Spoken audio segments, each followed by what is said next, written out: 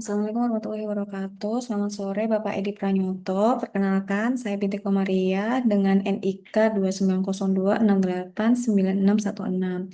Izin di Zoom pada sore hari ini, saya akan menjawab forum discussion session 11. Untuk forum yang pertama,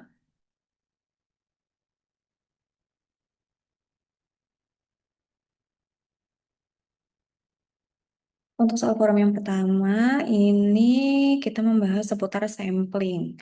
Jadi case-nya itu sebuah perusahaan retail online di Indonesia, Shop Easy ingin melakukan penelitian untuk memahami kepuasan pelanggan terhadap layanan pengiriman cepatnya. Karena pelanggan Shop Easy tersebar di seluruh provinsi, tim riset perusahaan menyadari pentingnya menentukan populasi, elemen, sampel, sampling unit, dan subjek secara tepat. Awalnya, tim menetapkan seluruh penggunaan aktif Shop Easy selama 1 tahun terakhir sebagai populasi. Namun, karena keterbatasan waktu dan sumber daya, membuat mereka hanya dapat mengakses pelanggan yang melakukan pembelian dalam 3 bulan terakhir.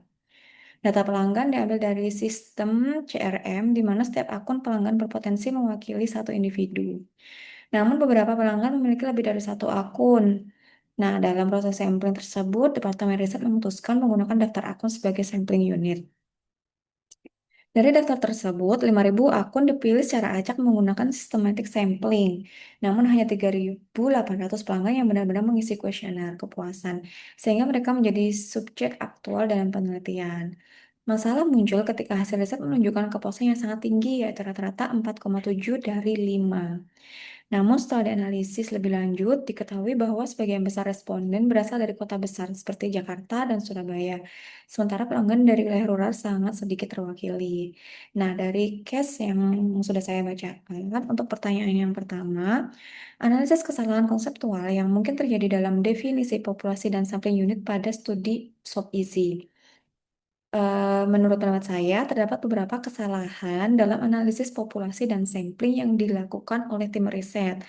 Apa itu kesalahannya? Yang pertama, tim riset mengambil populasi yaitu pelanggan yang membeli selama 3 bulan terakhir. Untuk customer di wilayah lain atau di provinsi lain yang membeli atau menjadi pelanggan di waktu awal dan pertengahan tahun tidak akan terwakili dan menjadikan objek penelitian ini tidak kompleks.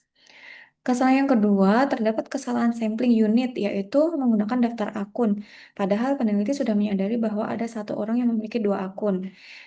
Kalau acuan sampelnya adalah daftar akun, maka akan ada double accounting pada saat pemrosesan data. Nah, dua tadi menurut saya merupakan kesalahan yang ada yang dilakukan oleh tim riset di SOP-EASY. Selanjutnya, soal yang kedua, jelaskan bagaimana perbedaan antara target sampel dan actual sampel dapat mempengaruhi validitas eksternal hasil penelitian. Target sampel yang digunakan 5.000 orang, namun actual sampel 3.800 pelanggan. Nah, dari hal tersebut dapat diidentifikasi terdapat 1.200 yang tidak merespon. Artinya ini bisa saja hasil penelitiannya masih bias dan tidak komprehensif.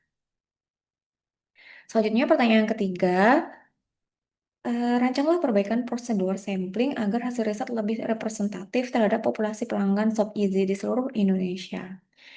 Menurut pendapat saya, teknik samplingnya tidak menggunakan data pembelian selama 3 bulan terakhir, namun samplingnya diambil dari setiap provinsi customernya. Misalkan Provinsi Jawa, Sumatera, Kalimantan, Palembang. Nah, provinsinya itu harus merata.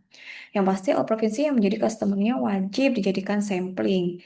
Dan setiap provinsi tersebut ditentukan berapa banyak sampel yang mewakili harus merata pembagiannya.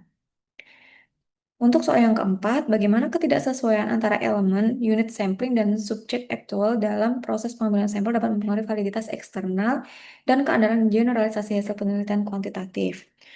Menurut pendapat saya, karena dari awal tim riset sudah salah menentukan sampling dan populasi, maka validitas hasil penelitiannya akan diragukan dan tidak bisa dijadikan referensi untuk penelitian eksternal lainnya. Pertanyaan selanjutnya, bagaimana pemahaman dan penerapan prinsip distribusi normal, termasuk central limit theorem dan strategi penanganan data tidak normal dapat mempengaruhi validitas dan keandalan inferensi statistik dalam penelitian kuantitatif? Menurut pendapat saya, berdasarkan hasil penelitian disebutkan bahwa rata-rata menunjukkan kepuasan yang sangat tinggi, yaitu rata-rata 4,7 dari 5.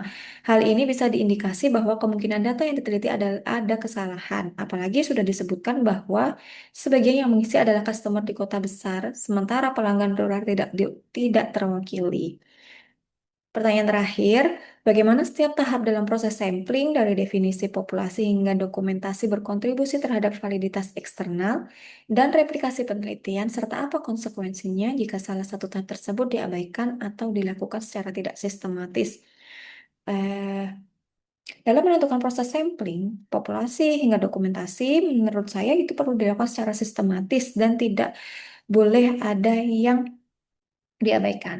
Kenapa? Karena hal ini untuk mendukung keberhasilan dan kevalidan penelitian.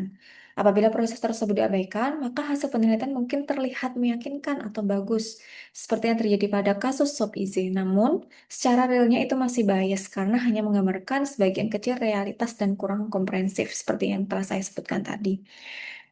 Sekian jawaban dari saya untuk forum diskusi session 11. Terima kasih dan apabila ada kurang lebihnya saya mohon maaf. Wassalamualaikum warahmatullahi wabarakatuh.